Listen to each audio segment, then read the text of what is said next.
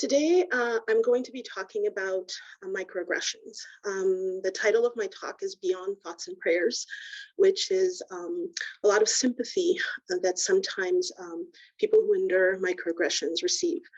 We need to aim to do better.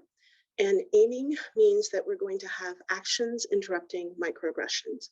We only have 15 minutes this morning, so this is not meant to be a comprehensive overview, but this is specifically geared towards faculty, supervisors of learners, residents, and students, and some tips to be able to improve the environment in which our learners are working. When we think about, or when I think about one of the missions of the Office of Diversity, Equity, and Inclusion is to diversify our workforce, we need to work a lot on making sure that the environment is welcoming and that when people of all walks of life come to our institution, they can thrive. So the objectives today are going to be to define microaggressions and recognize when they occur, discuss the impact of microaggressions. I'm going to propose today to practice willing awareness, deliberate action, and timely mitigation, all of that in order to aim to do better, having actions interrupting microaggression. And finally, I'm going to introduce an SOS score as a metric, a microaggression metric. The term microaggression was coined in 1978 by the Harvard psychiatrist, Dr. Pierce. He described it in a paper on an experiment in racism in TV commercials. And it's, he described it as a subtle and stunning daily racial insults and dismissals endured by Black and African Americans. More recently, Ijeoma Oluo, author of So You Want to Talk About Race, describes microaggression in a little bit more specific way. Microaggressions are a constant reminder that you don't belong, that you're less than what, and that you're not worthy of the same respect that white people are afforded. They keep you off balance, keep you distracted, and keep you defensive. They keep you from enjoying a day at the office. Microaggressions normalize racism. Microaggression can happen beyond race and ethnic mistreatment.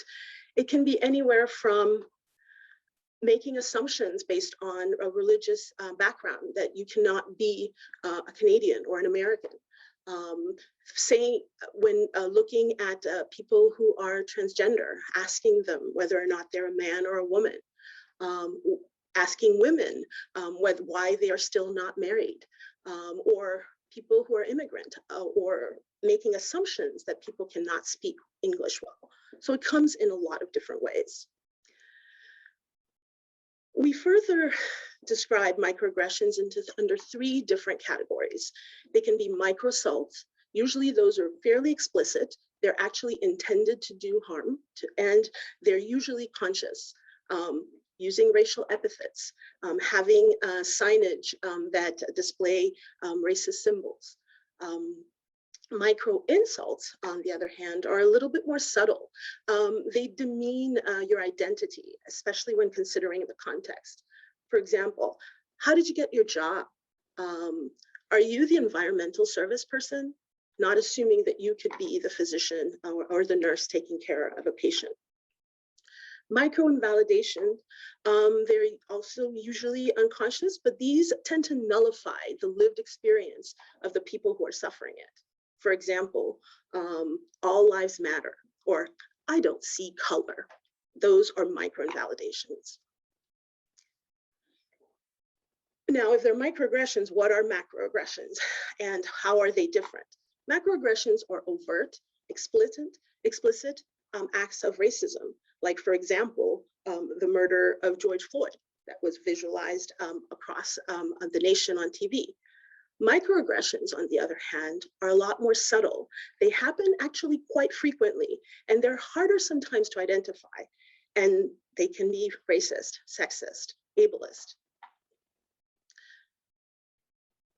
Why do we care? It's because it has impact. The name itself, it can be misleading because it's micro. Well, it must not be or hurt that much, but it actually can have the accumulation of microaggression can lead to similar to a catastrophic trauma.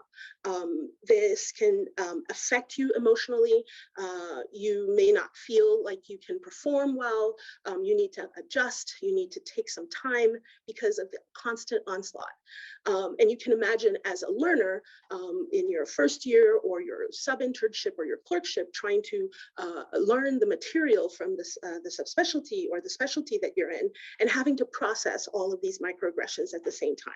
This affects your productivity, and people also tend to, because this is affecting you, your evaluations sometimes are affected by this, and sometimes the evaluator doesn't pick up on the cues as to why you are performing this way. And this also creates a state of hypervigilance, of skepticism, and reasonably for a good reason, because you're constantly, you have to try to protect yourself, and you're constantly on the defensive to make sure that that you can survive the incident, and you adapt to this adversity, and it almost becomes like another day at the office or another day on the floor. So in order to bring this to the next step, I'm going to present a specific, a case. This is a case that it's a combination of multiple episodes of microaggression that a trainee or a learner has suffered. The person itself here, Javier, is fictitious, and I do have permission to share these pieces. So Javier, Latino PGY1, just completed an admission. He's now in a rounding room with co-residents working on his notes. A nurse comes in and asks a white resident if they are taking care of the new admit. The resident replies no and points to Javier. It's Javier's patient. The nurse says, well, whoever it is, I'm just telling y'all that the parents have more questions and want to talk to a doctor. I'm just letting you all know. And the nurse leaves. Javier attends to his patient's family, returns back to the rounding room. He shares with his co-residents that this is not the first time he's not spoken directly to about the patients that he's taking care of. No response. The following day during wellness round, Javier discusses the microaggressions that have been occurring. No response. Javier decides that he'll continue to keep this and other microaggressions to himself. He just wants to graduate and leave. 2 weeks later, Javier is asked to talk about how great and supportive the training program is to a group of underrepresented minority medical students. We need to do better. Silence is not an option in these cases, and we can't be dismissive about these.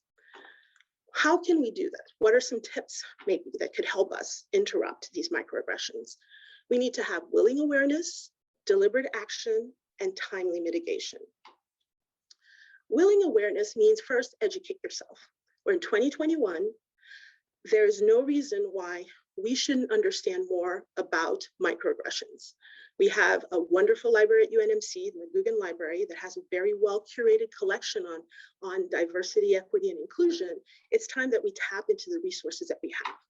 Many of our societies, the American have conferences where they have workshop sessions that talk about racism in the workplace, sexism in the workplace. We need to educate ourselves. We need to self-reflect. We need to understand, hey, why am I not picking up on these things? Why don't I understand? At the end, you will get the slides for today's lecture. And within, I will also send an attachment PDF that has a worksheet that talks about privilege. And that worksheet is for you to read through and kind of see, okay, what are things about me that make me sometimes not really understand what's going on or not picking up on cues? And I urge you to do this on your time. Be empathetic. You're not an imposter.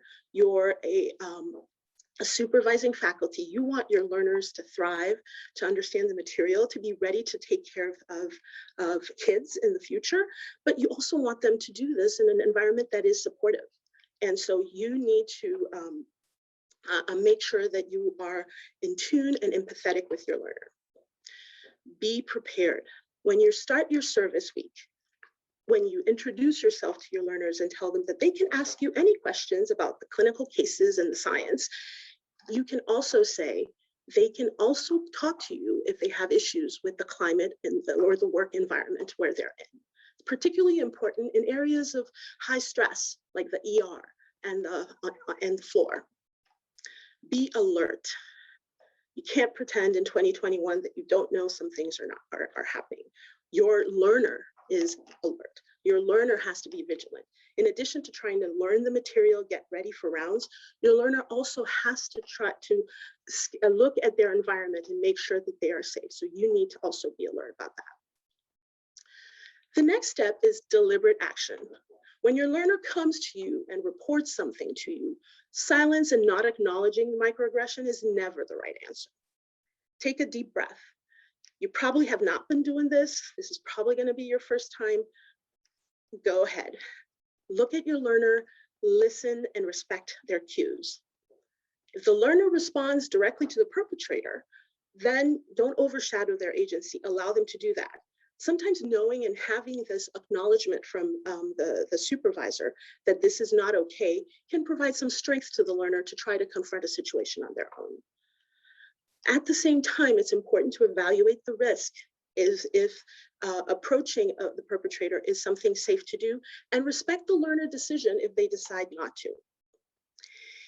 If the learner approves, then the faculty supervisor needs to respond in the moment to the perpetrator, place an eye on safety, and report to the chief resident, program director, and/or block director, resident versus student. Timely mitigation is to debrief as soon as possible and always, whether or not the learner wanted to pursue the complaint, preferably in person and in a quiet and safe place. Be ready to validate and be supportive, and use I when talking to the learner. And don't make the conversation about you, let the learner lead. So going back to our case, when Javier told you about what has been happening to him multiple times before during wellness rounds, ask yourself, would this have happened to a white learner? No. Javier is hurt and has been hurt for a while. Deliberate action. Engage Javier during wellness round. I'd like to acknowledge that what happened to you was inappropriate. It is also important to show other learners that this behavior is not normal and is not tolerated. With Javier's approval, after your wellness round, immediately talk to the nurse. Your gesture towards my learner was dismissive and unprofessional. Timely mitigation. After responding and reporting, approach Javier about debriefing. Do you mind if we find a good time to talk about the microaggression from earlier? And be prepared that Javier may not want to talk to you. Trust must be earned, you know. You might be the recently woke faculty. He may not necessarily want to trust you. But if an action was taken, ask Javier, how do you feel about how I handle it? Finish the conversation by reiterating to Javier your resolve to foster an inclusive environment, and state that next time this happens, I commit to speaking up and reaching out in a timely fashion. The next step falls onto the program directors and our block directors. We should aim to report every single microaggression to the pediatric department chair, to the department DEI lead if there's one, or the associate dean, myself, the associate dean of undergraduate medical education or graduate medical education, whether it's a student or a resident, and the hospital leadership. The program directors and block directors should compile every single microaggression and submit it monthly to the leadership. SOS is a signal for a call, and it's the number of microaggressions per month. This is a workplace climate metric to let us know what's going on. And this is not something that should be kept in secret, but shared, for example, during our faculty sessions, because we need to understand our climate before we can invite anybody or recruit anybody into our organization. We need to build this trust. We need to build an environment that really fosters inclusiveness and where people stand up for vulnerable and traditionally marginalized people. So aim to do better. When there is an SOS, a call of distress, a microaggression occurring, we need to be prepared, acknowledge, respond, and report, debrief, reiterate our commitment to speak up. And these are the resources that will be in a separate slide, in a PDF with these slides. One is to basically look at your own privilege, this is the self-reflection part. Now, these examples that I gave are a few of many that can happen. And you will, in the PDF, you will also have a list of different types of microaggression that occur, unfortunately, fairly frequently in our institution.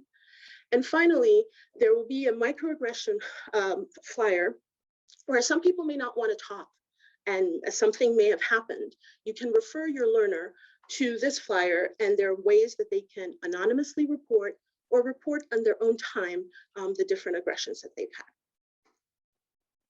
had. And that's it for this morning.